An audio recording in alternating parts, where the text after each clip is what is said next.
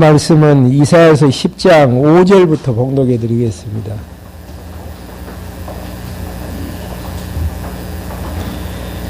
이사야서 10장 5절입니다.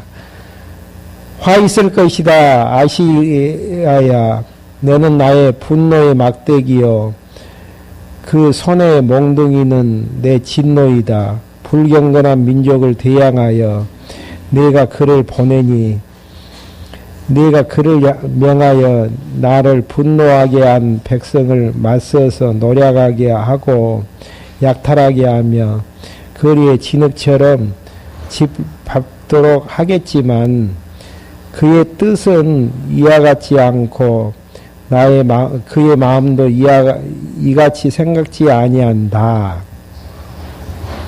7절 이제 상반절까지만 봉독해 드렸습니다. 지금 방금 봉독해 드린 이사야서 10장 5절부터의 내용은요, 유다 자손을 진노한 결과에 있어서 아수르의 패망을 그리는 내용입니다. 나눠드린 그 괴로운 구조를 이제 다시 한번 보시면은요, 이사야 선지서의 내용은 때리고 싸매심을 예언하는데요, 먼저 이제 때리심에 대한 예언이 1장부터 39장 전반부 내용입니다. 전반부 내용 가운데에서 누굴 먼저 진노하시냐면은 선택한 유다에 대한 진노가 1장부터 12장까지 나와지는데요. 먼저 이제 진노를 예언하는 부분이 이제 1장부터 5장까지, 그러니까 바벨론에게 창기된 성읍의 백성들을 하나님께서 진노에 나가신다. 그리고 이제 그 증표로 경고를 주시는데, 이스라엘이 이제 패망하는 것을 보고, 패망하고 아수르가 이제 북이스라엘을 침입하는 것을 보거든 유다에게 내리실 진노가 너무 분명하다는 사실들을 확증해주는 경고성에 대한 내용들입니다. 그러니까 1장부터 5장까지는 너희 시온성이 타락했기 때문에 하나님께서 바벨론을 통해서 진노하신다, 때리신다.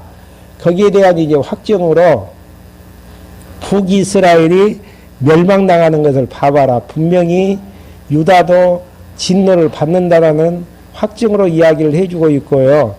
그 다음에 이제 아수르가 침공당하는, 아수르에 의해서 이제 무너진 것을 볼 때에 유다의 진노가 분명함을 증거해주는 부분입니다. 그 다음에 이제 9장부터 12장까지는 유다 진노에 대한 결과를 예언을 하게 되어지는데요. 실제로 이제 이스라엘이 패망하는 장면들을 그리면서 계속 이제 8절부터 12절, 9장 13절부터 17절, 18절부터 21절까지 보면은 대적이 상켜도 노가 여전하고, 멸망을 당해도 노가 여전하고, 유다를 쳐도 노가 여전하고, 통치자에게 화가 임해도 노가 여전하다는 이야기는 그냥 어설프게 그냥 방망이로 하나님께서 손방망이로 치시는 게 아니고, 그 노가 끝이 없음을, 아주 멸망당할 때까지 북이스라엘을 이제 패망시킬 것을 명하는 부분입니다. 그리고 이제 이스라엘을 패망시켰던 도구가 누구였죠? 아수르였죠. 그 아수르를 하나님께서 이제 그 다음에 패망시키신다라는 이제 내용이죠. 그러니까 하나님의 쓰시는 도구로 아수르가 자기 자신을 정리해야 되는데, 그러지 못하고, 내 힘이 강하니까 이렇게 세계를 정복하고 많은 국가들을 힘들게 하는 것 아니겠느냐. 그러니까 하나님의 생각하는 뜻하고 아수르의 생각하고 틀림을 이제 지적하는 부분이 이제 10장 5절부터 이제 11절까지 나와지는 대목인데요. 그 본문에 보시면은 여호와의 뜻이 아닌 아수르의 뜻에 따른 말을 지적하는 부분입니다. 그러니까 이제 아수르의 착각된 말을 이야기하는 부분이죠. 한번 읽어가면서 하나를 정리 한번 해보죠. 화 있을 것이다 아시리아야. 그는 나의 분노의 막대기요. 그 손의 몽둥이는 내 진노이다. 불경건한 민족에게 대항하여 내가 그를 보내리니 내가 그에게 명하여 나를 분노하게 한 백성에 맞서서 약탈하게 하고 노력하게 하고 약탈하게 하며 거리의 진흙처럼 짓밟히도록 할 것이지만 하나님의 뜻은 뭐냐면은 북이스라엘을 치는 몽둥이로 도구로 이제 그렇게 하나님께서 이제 쓰셨는데 7절에서 그의 뜻 아수르의 뜻은 이같이 않고 그의 마음도 이같이 생각지 아니한다. 하나님이 쓰시는 도구로 내가 사용됐다라고 생각하는 것이 아니고 다르게 생각하는데 그 다르게 생각하는 게 뭔가 오직 그는 마음속으로 허다한 민족들을 멸망시키고 수많은 이방 족속들을 멸망시키고 없애버려야 한다고 말한다. 자기들이 강해서 아수르가 강해가지고 많은 민족들을 우리가 멸망시킬 수 있다라고 이야기를 하게 되어지는 것이죠. 내 지휘관들은 모두 왕들이 아닌가. 자기를 띄워요. 도구가 아니고 힘 있는 왕으로 이제 비유를 하죠. 갈로는 갈그마스와 같지 않는가. 갈로가 이제 갈그마스를 취했던 것처럼 하마시 아르밧과 같지 않는가. 하마시 아르밧을 취했던 것처럼 사마리아는 다마스쿠와 같지 않는가. 사마리아가 다메섹을 취했던 것처럼 자기들도 많은 열방들을 자기의 힘으로 취했다라고 이제 자만하게 되어지는 예루살렘과 사마리아에 새긴 우상보다 더 뛰어난 우상의 왕국에게 내 손이 이미 미쳤으니 내가 사마리아와 그 우상들에게 했던 것처럼 예루살렘과 그 우상들에게 하지 못하겠느냐. 그러니까 사마리아와 예루살렘을 그보다 이제 더 뛰어난 이제 강대국들을 쳤는데 사마리아와 그 우상들에게 했던 것처럼 예루살렘과 우상들에게 이제 하지 못하겠느냐. 얼마든지 할 수 있다라는 자기의 힘자랑이죠. 그러면 내가 시온산과 예루살렘에서 내 일을 다 마친 후에 아시리아 왕의 교만한 마음의 열매와 높은 눈의 자랑을 벌할 것이다. 그러니까 착각 속에서 내가 힘이 강하니까 열방을 쳤지 하나님이 쓰시는 진노의 도구로는 절대 사용되지 않았다. 하나님의 도구하고 자기가 주체가 되어져서 강한 이제 힘을 발휘하는 거하고 자존심 문제잖아요. 그걸 이제 하나님께서 지적을 하면서 언제 아수르를 무너뜨릴 것인가? 시온 산과 예루살렘의 내일을 다 마친 후에 내일이 무엇이죠?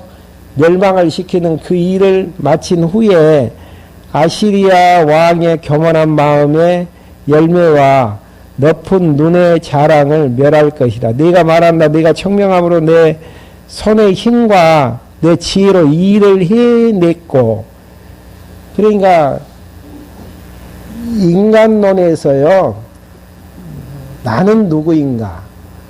그걸 이제 정리하지 못하면은 이런 아수르처럼 교만한 말을 할 수밖에 없는, 예.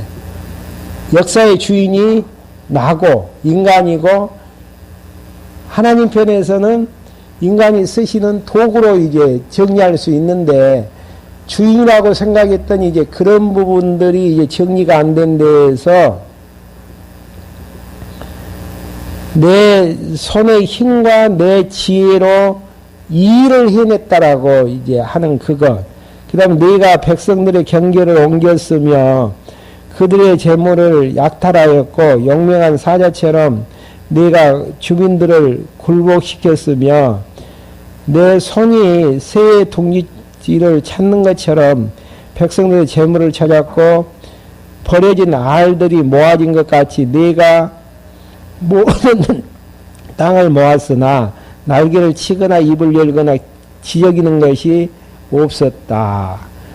여기에서 계속 나아지는 게 뭡니까? 12절, 13절에서 내가 내 손의 힘과 내 지혜로 또 내가 주민을 굴복시켰고 내가가 지금 몇 번 나아져요.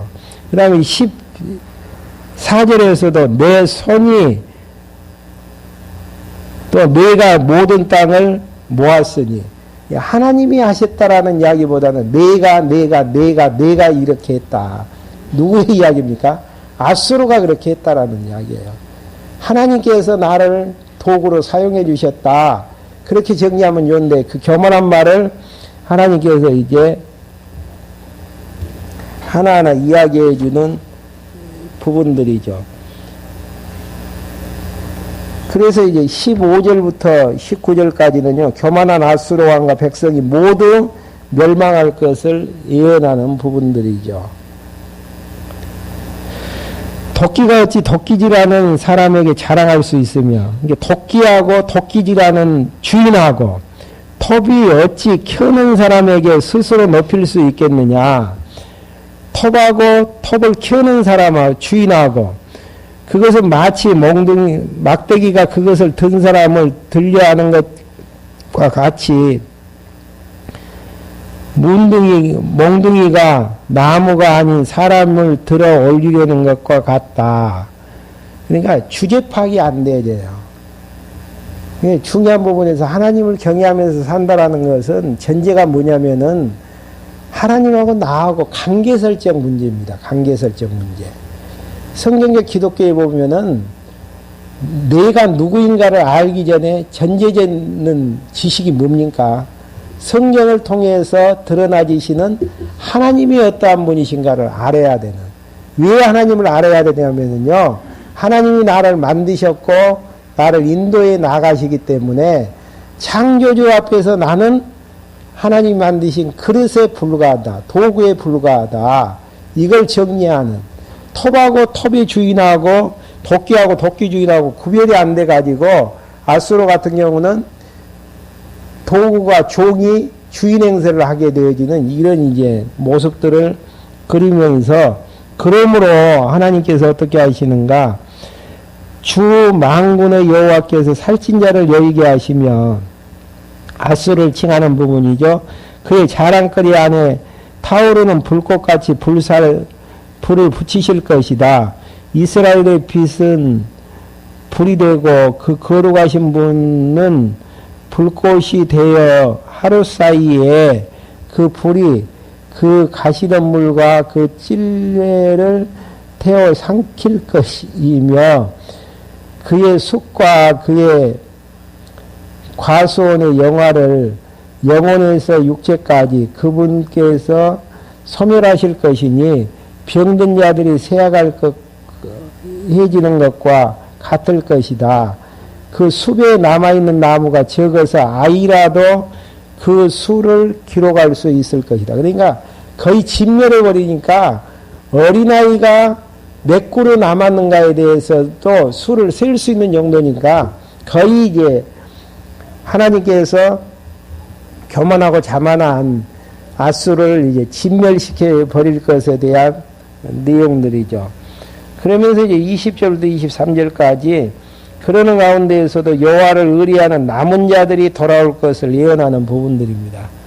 구약사를 연구하는 사람들 가운데에서 한 가지 주제가 뭐냐면 남은 자의 사상. 네.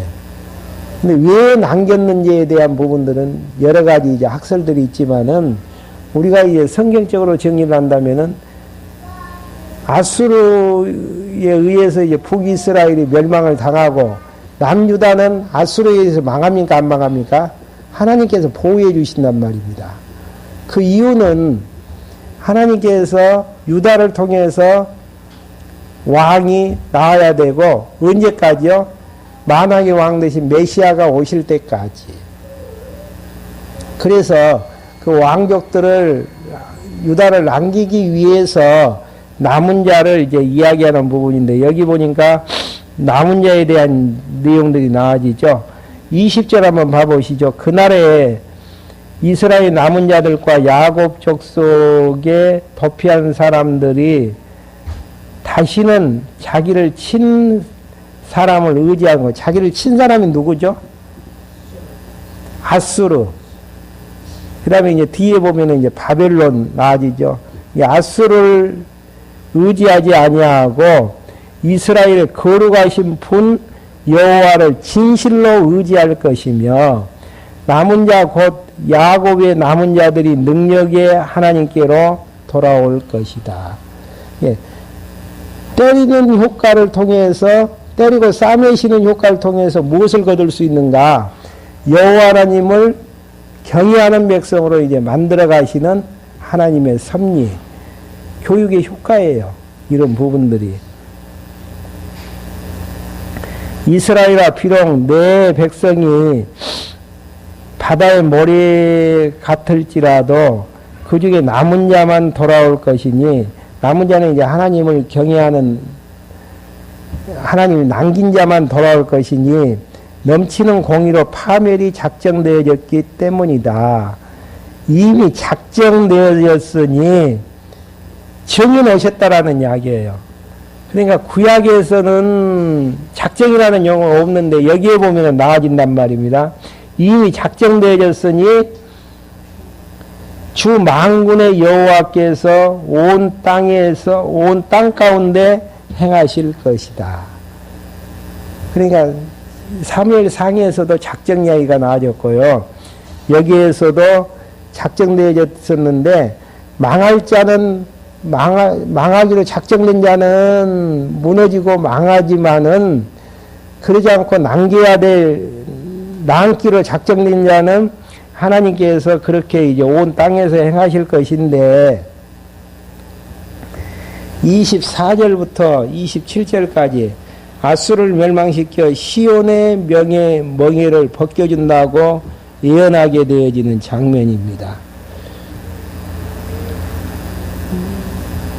만군의 여호와께서 이같이 말씀하신다. 시온에 사는 나의 백성아, 아시리아 사람들이 이집트 사람들에게 한 것처럼 몽둥이로 치고 막대기로 들어 너를 치더라도 그들을 두려워하지 마라. 내가 잠시 후에 너를 향한 내 진노를 그치겠고 내 분노가 그들을 진멸할 것이다. 만군의 여호와께서 오렙바위에서 미디안을 치듯이 기드온 사다 시대 때에 오렙 방명들을 치셨듯이 책직으로 그들을 칠 것이며 이집트 길에서 하셨듯이 바다를 향하여 그의 막대기를 들어 올리실 것이다. 그날에 내 어깨에 무거운 짐이 떠나고 내 목에서 그들의 멍에가 벗겨질 때 살이 찐 까닭에 멍에가 부러질 것이다. 얼마나 이제 막 많은 약한 족속들을 이제 삼켰으면은 살쪘다라고 표현을 하겠습니까? 그것 때문에 이제 무너질 것이다라는 거. 그러면서 28절부터 34절까지는요, 예루살렘에 쳐들어온 아수르 왕을 멸하신다라는 내용입니다. 그 전에 다시 이제 그 앞부분에서요, 한번 근거 한번 찾아보고 넘어가 보죠. 아수르를 멸망시켜 시온의 멍에를 벗겨준다라는 이야기는 회복시켜준다라는 이야기 아니겠습니까? 그러면은 이사야 선지서를 시작을 할 때에 이사야 선지자의 때리고 싸매시는 근거가 어디가 있다고 했습니까? 레위기서하고 신명기서에 모세의 약속이 있었다 그랬잖아요. 그러면은 회복에 대한 근거를 이제 찾아보고 넘어가는 게 다시 한번 정리하는데 유익할 것 같기 때문에 신명기서 28장 7절 한번 누가 한번 읽어주세요. 이스라엘의 대적을 멸하실 걸.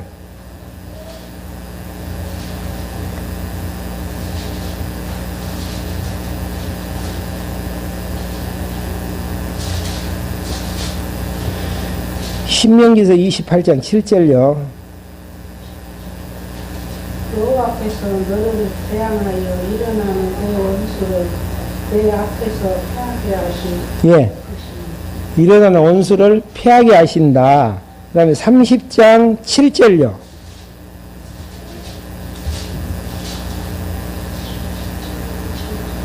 여호와 내 하나님께서 이 모든 저주를 내 원수들과 너를 박해하여 미워하는 자들에게 내리실 것이니. 예, 저주를 누구에게요? 미워하는 대적들에게. 32장 40절부터 43절요.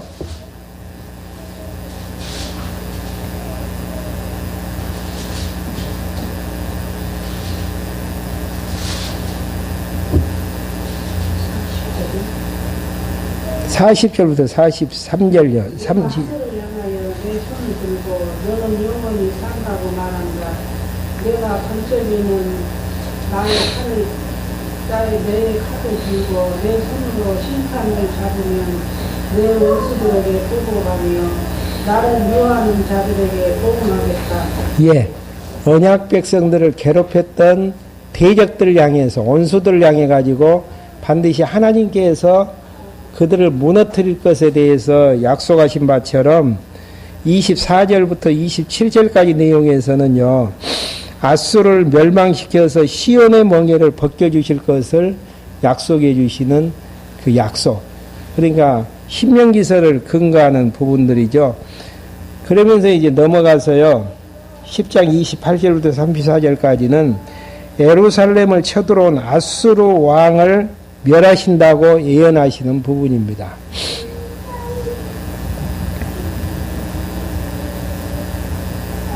먼저 이제 28절부터 31절까지는 이사야 선지자가 아수르 왕이 예루살렘을 치려고 오는 경로에 대해서 예언하는 부분입니다. 아수르 왕이 예루살렘을 어느 길로 치러 올 것인가에 대해서 미리 예언을 해버려요. 참 신기한 장면이죠. 28절 한번 봐보시겠습니다. 그가 아얏에 들어와 미글론을 지나 믹마스에 그들의 장비를 쌓아두며 그들의 골짜기를 지나 게바가 우리의 유숙지라고 말하면 남아 사람들이 두려워하고 사울의 기브아 사람들이 도망할 것이다. 길림에 따라 큰 소리로 외쳐라. 니샤야 불쌍한 아스도다 길을 기울여라. 만매나 사람들이 도망하며 갬빈 주민들이 피신한다. 그날에 그가 너베에서 쉬면서 시온의 딸과 예루살렘의 언덕을 향하여 그의 손을 흔들 것이다. 이렇게 이제 오는 경로를 예언을 하면서 32절부터 34절까지는 예루살렘을 치려는 아수르 왕을 여호와께서 이제 멸하시는 부분이 이제 나와지죠. 그날 그가 노베에서 쉬면서 시온의 딸의 상과 읽었죠. 33절 보아라 주 만군의 여호와께서 가공할 능력으로 가지들을 꺾으시리니 장대한 자들이 배임을 당하고 높은 자들이 낮아질 것이며 도끼로 울창한 숲을 찍어 넘어뜨릴 것이니 네바론이 전능하신 분에 의하여 쓰러질 것이다. 네바론은 이제 아수르를 일컫는 이제 그런 이제 내용들이죠. 그러니까 히스기야 시대 때에 하나님께서 이제 그들을 아수르가 공격을 했거든요.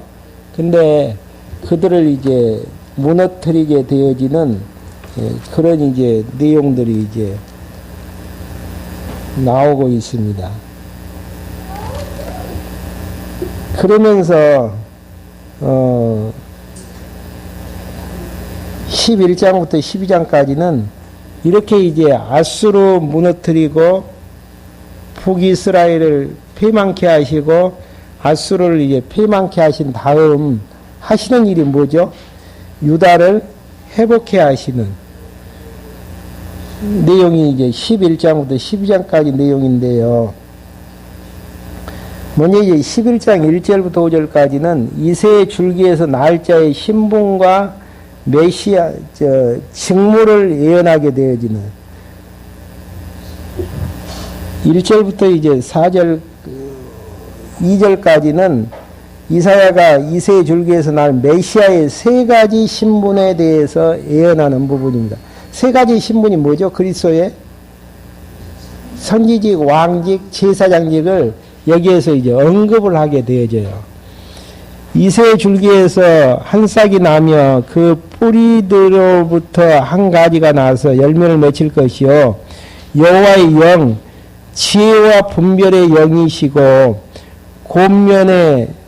권면과 능력의 영이시고 지식과 여호와를 경외하는 영이 그 위에 머무를 것이니, 여기서 지혜와 총명의 신은요, 메시아의 이제 선지직과 관련되어지는 신분이고요.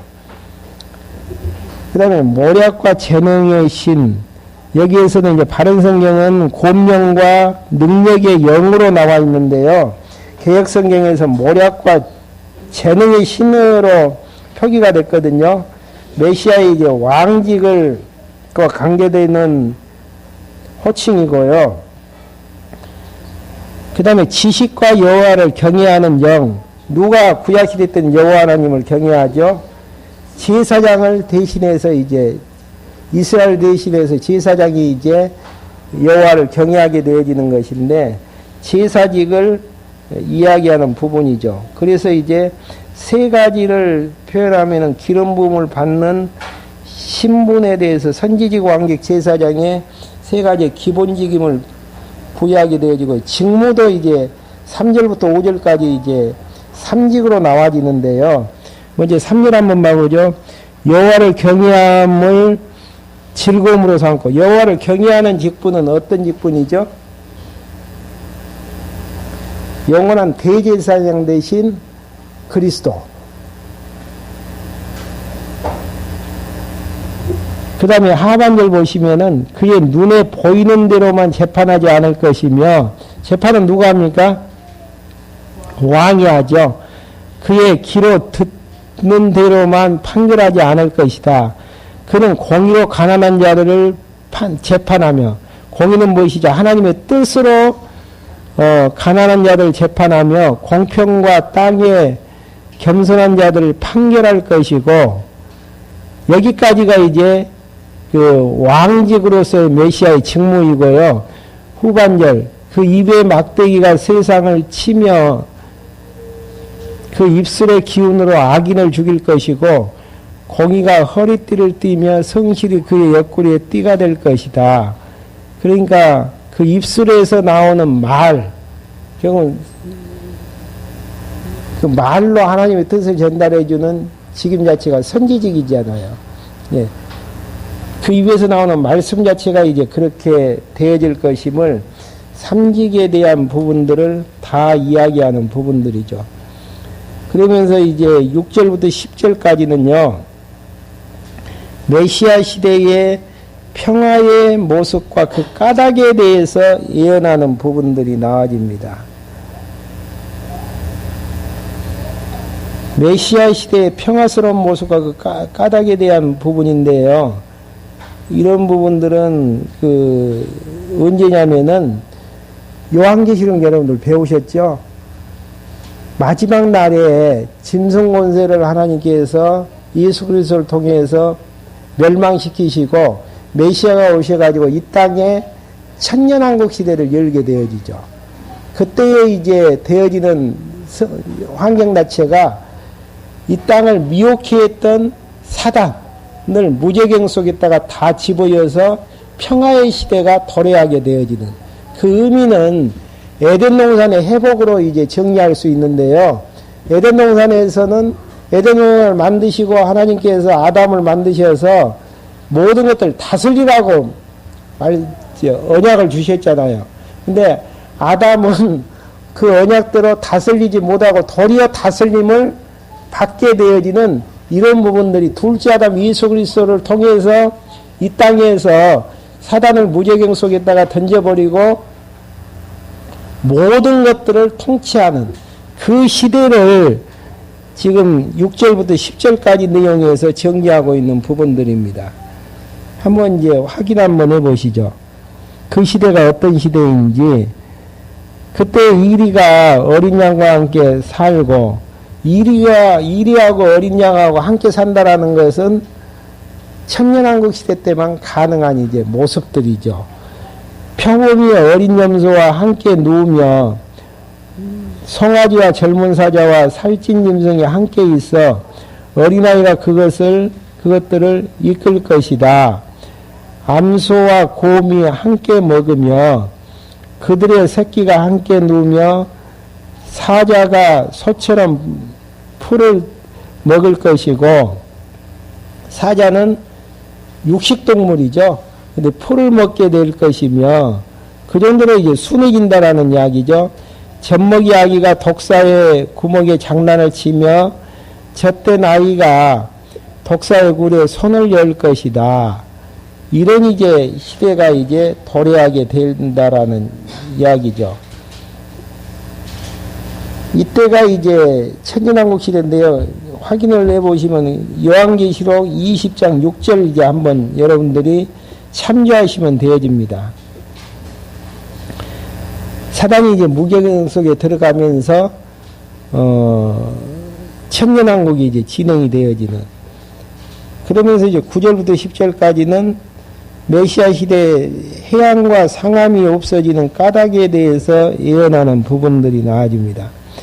나의 거룩한 산 모든 곳에서 해치거나 파괴되는 것이 없을 것이니 마치 물이 바다를 덮은 같이 여호와의 지식이 땅에 충만할 것이기 때문이다.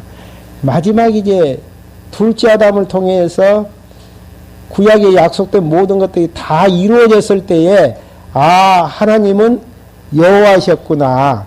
그렇게 이제 그런 지식이 이제 충만해지면서 결과는 어떻게 되어지겠습니까? 여호와 하나님을 경외하는 그런 이제 시대가 도래하게 될 수밖에 없는 것이죠. 그래서 이제 평화 시대 때가 오게 될 것을 명하시는 그런 이제 예언적인 내용들을 담고 있습니다. 그러면서 그날의 이새의 뿌리에서 한 싹이 나서 만민들의 깃발로 설 것이고 열방들이 그를 찾을 것이며 그의 안식처가 영화로울 것이다. 평화스러운 터전이 이제 될 것이다라는 의미로 이제 이야기하는 부분들이죠. 그러면서 이제 11절부터 16절까지는요, 남은 백성을 찾으시는 결과와 방법에 대해서 예언하는 부분들입니다. 그러니까 이제 아수르가 망하게 되어지고, 포로에서 이제 다시 이제 흩어졌던 사람들이 이제 돌아오게 되어지는 이제 이런 부분들에서 어떻게 이제 도로 이제 찾을 것인가, 여러 지역에서 이제 도로 찾을 것을 예언하는 부분이죠. 11절부터 12절까지요.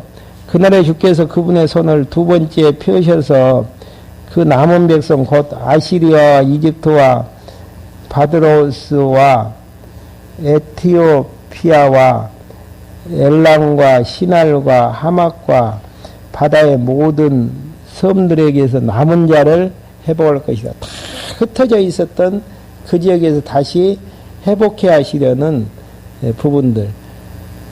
여러 지역에서 이제 회복해서 돌아올 때에 대한 역사적인 배경들이 언제죠?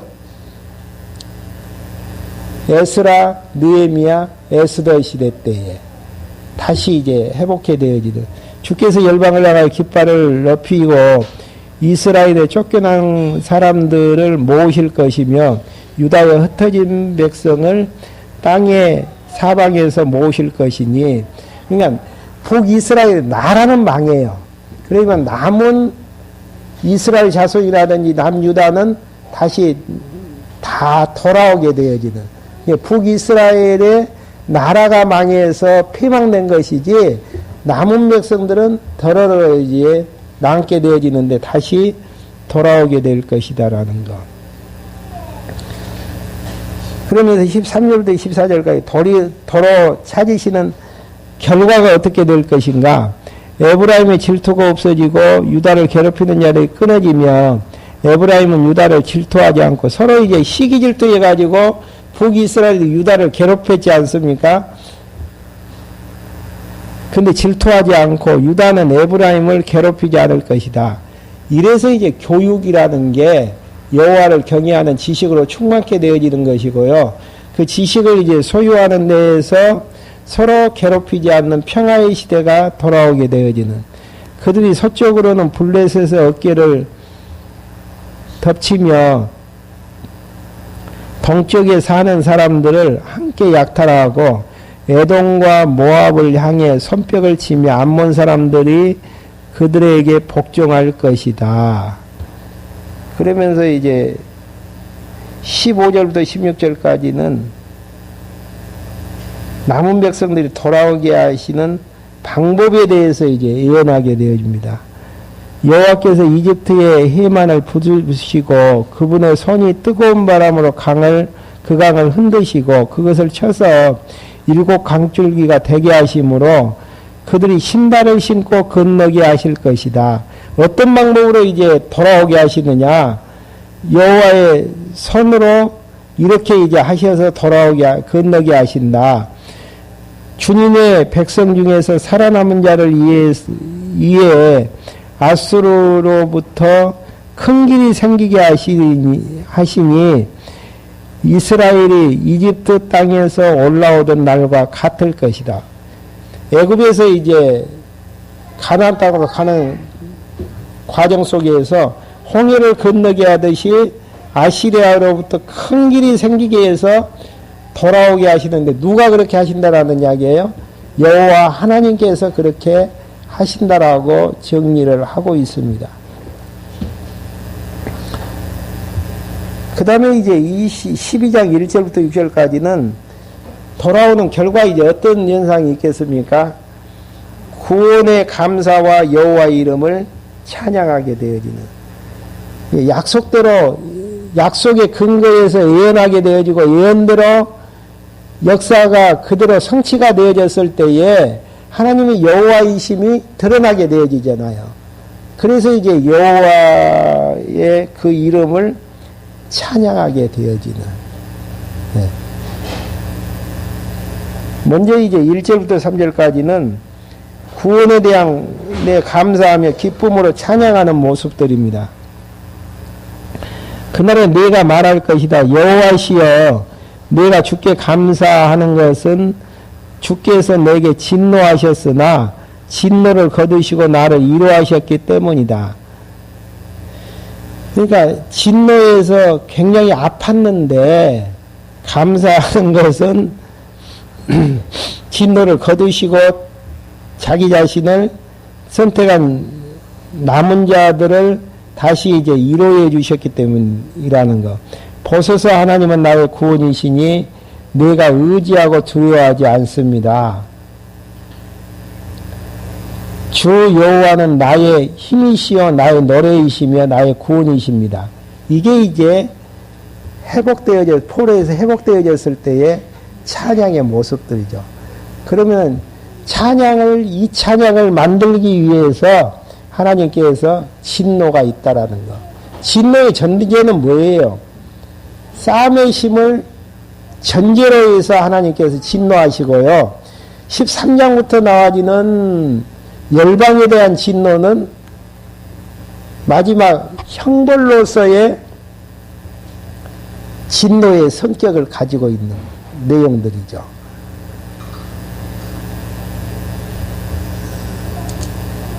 너희가 기쁨으로 구원의 우물들에게서 물을 기를 것이다. 그러면서 마지막으로 이제 4절부터 6절까지는요, 여호와의 구원하심을 감사하며 그 이름을 높이 알리라는 찬양이 나와집니다. 그날에 너희가 말할 것이다. 그날은 언제입니까? 때리시고 싸매신 다음에 이제 회복해 되어졌을 때에 그날에 너희가 말할 것이다. 여호와께 감사하고 주님의 이름을 부르라. 주님의 이름이 무엇이죠? 여호와라는 칭호. 주께서 하신 일들을 백성들에게 알리고 주님의 이름이 높아지셨다고 선포하여라. 여호와를 찬양하여라. 주께서 영화스러운 일을 하셨으니 이것이 온 땅에 알려라. 이것을 온 땅에 알려라. 영화스러운 일이 무엇이죠? 모세와 언약하신 대로 이사야 선지자를 통해서 예언하시고 예언하신 대로 때리셨다가 싸매시는 그 역사 섭리가 영화스러운 일이라는 이야기죠. 소리를 높여 외쳐라. 시온의 거민들아, 너희 가운데 계신 이스라엘의 거룩하신 분은 위대하시기 때문이다. 그러니까 이런 찬송을 만들기 위해서 때리심에 대한 아픔도 있지만은 또 아주 좌절시키지 않게 하기 위해서, 찬양 있게 하기 위해서는 다시 위로하고 싸매심에 대한 그런 이제 하나님의 섭리가 있다라는 사실입니다. 여기까지 1장부터 12장까지가 누구에 대한 진노예요? 유다 백성에 대한 진노. 이게 하나님께서 유다 백성을 진노하셨다 이 단마디로 끝내지 않고 입체적으로 이제 부여하시죠. 그 내용은 어떤 내용들을 보기 위한 내용들, 보여주기 위한 내용들이죠. 하나님께서 살아계셔서 역사를 섭리하신다라는 것들을 확인시켜주는 대목이고요. 다음 시간에 이제 13장부터 23장까지의 내용에서는 열방에 대한 진노가 나와집니다. 열방. 그러니까 여러분들이 비교를 하실 때에 유다도 때리시고 열방도 때리시는데 하나님께서 결과는 어떻게 드러내시는가? 그걸 이제 정리를 하면은 하나님의 기쁘신 뜻을 확인할 수 있는, 유다는 회복을 전제로 해서 때리시고 진노하시는 부분들이고 열방은 아주 망하게 하기 위해서 때리신다라는 사실들, 이게 이제 차이점들이에요. 이러한 사실들을 누가 이제 섭리해 나가시는가? 여호와 하나님께서. 어떻게 여호와가 하신 줄 아는가? 모세와 언약대로 이사야 선지자를 통해서 예언하고 예언한 그대로 한마디도 땅에 떨어지지 아니하고 그대로 역사를 진행케 하시는 하나님의 섭리. 다음 시간에서는요, 열방에 대한 진노 가운데서 먼저 바벨론에 대한 경고를 하게 되죠. 지금 이사야 시대 때니까 바벨론은 아수르가 지금 북이스라엘 멸망하기 직전이잖아요. 그리고 아수르가 이제 등극했다가 바벨론이 이제 등극해야 되거든요. 근데 이제 바벨론을 먼저 이제 하나님께서 이제 경고해 나가시는, 그러니까 역사의 프로그램을 하나님께서 다 주관하고 계신다라는 증표의 부분들이죠.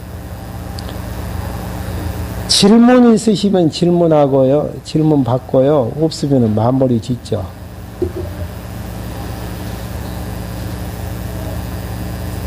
그러니까 지금 몇 시간에 걸쳐서 정리했던 부분은 하나님께서 유다를 때리셨다.